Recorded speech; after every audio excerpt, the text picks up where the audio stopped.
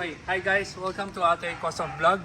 So today papakita natin ang Toyota Light Ace na ginawa nating food truck. So maraming tatanong sa amin na paano makabili ng murang food truck? Kasi usually ang ginagawa naming food truck is yung mga malalaki. Usually for corporate client, they don't mind yung mga malalaki. Pero sa mga entrepreneur, very sensitive sa price. Kaya nag-build kami ng isang Light Ace na affordable. So itong Light Ace na to, total package ito is 975,000. Pero syempre kung nilagyan mo na ng aircon, nilagyan mo ng window, may mga additional siya. Pero hindi ka pa rin siguro plus minus 1 million kasama yung unit na mismo. Ang breakdown kasi nito, ang Light Ace pag bumili sa kasa is 650,000 plus LTO and registration is about siguro mga 670. So kinompute mo, kung kinompute mo yung customization natin plus minus is 300,000 itong buong kaha. So umpisa natin, itong Light Ace na harapan niya ay all stock, pero pag sinilip po itong gilid nito, itong ang tawag namin dito palda. Pero itong palda na to customized na by Ate Customs kasi ang original na mga drop side na Light Ace walang ganito. So meron din kami gagawing vlog na drop side na merong flarings at may spoiler, pero sa ibang vlog na yon. So ang gusto ko lang pakita mo nito ay the food truck. So second, ang food truck, ang Light Ace kasi kung mapapansin nyo, laging bagsak yung rear. So lahat ng ginagawa naming Light Ace na food truck or yung mga drop side na Light Ace or yung mga aluminum van na Light Ace na original, 'di ba laging nakabagsak yung likod? So meron kami dinagdag na tatlong molly.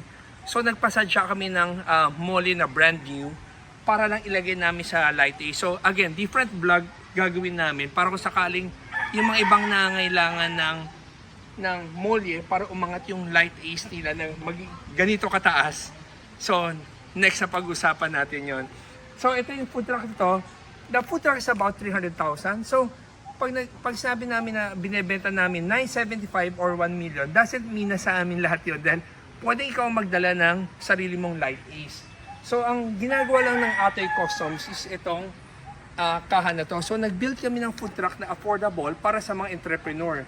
So may nagtatanong rin sa amin, pasok ba siya sa mga ibang multicab or anything na drop side na mga ibang mod, na ibang brand? Hindi. Ang ginawa lang namin for Toyota. Why? Kasi yung Toyota Light Ace, ang dami niya sa market at saka mura siya. So kunyari meron kang brand na bago, gusto mo brand new unit, brand new kaha, ito yung affordable. So guys, this is the food truck. So ito yung first na pag binuksan mo siya ganyan, yung length niya, kung ano yung original na sukat ng drop side, yan rin yung length niya at saka yung width niya. Dahil ang flooring nito ay ginamit pa rin namin yung original ng drop side ng Toyota Light Ace. Tapos, nilipat namin lahat ng mga ilaw ng original. Tapos, naglagay kami ng stairs na pinupull out mo. Tapos, may lock kami sa likod para hindi siya gagalaw-galaw. So, pag binuksan mo siya, ito siya. So, other side pala, itong other side na to, ginawa namin ganito to for branding. So, kung gusto mong lagyan ng sticker mo, usually kasi ang food truck lagi na sa right side yung opening eh. Kasi nandyan yung bangketa sa Pilipinas sa right side. Meron may ibang gusto mag-request sa amin na 2 pinto ang bukasan, wala rin mang problema. Pero kaya siya sarado pag nag-branding ka, talagang buong buo. Tapos dito naman tayo sa loob. Hindi pala na-lock.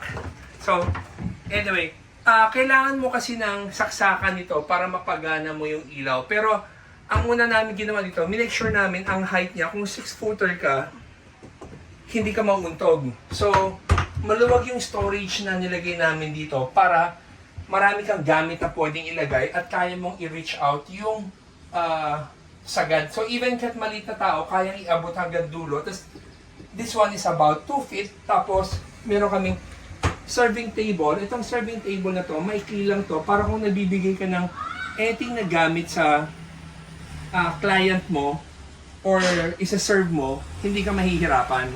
Ito naman, ito yung activity area. Yung unang vlog namin, wala pa siyang sink. Itong unit na to, nabili na sa amin. So, binablog ko lang yung kumpleto na. Nilagyan namin ng sink, tapos nilagyan namin ng exhaust. So yung unang vlog namin, wala pa siyang exhaust. It's either exhaust or aircon, pwede mong ilagay dyan. Tapos ito, pinadagdag sa amin. So yung unang vlog namin, makita mo, white panel yung walling niya. So pinalitan namin ng stainless kasi ni-request ng client, gusto niya, stainless rin yung wall niya sa activity area. Pero yung kabilang side, still the composite panel. Tapos, meron kaming fuse box. Itong fuse box na to, so lahat ng outlet mo, power siya. Tapos, lahat ng built ng, lagi siya sabi sa amin, ano ba pinagkaiba ng Atoy Customs kumpara sa ibang builder? So, siguro sa mas mabilis intindihin, lahat ng food truck na gawa ng Atoy Customs is insulated. So, other builders kasi, they do yung mga square tube, welding, primer, pintura. Sa Atoy Customs, hindi na. Lahat ng framing namin ay computer cut na.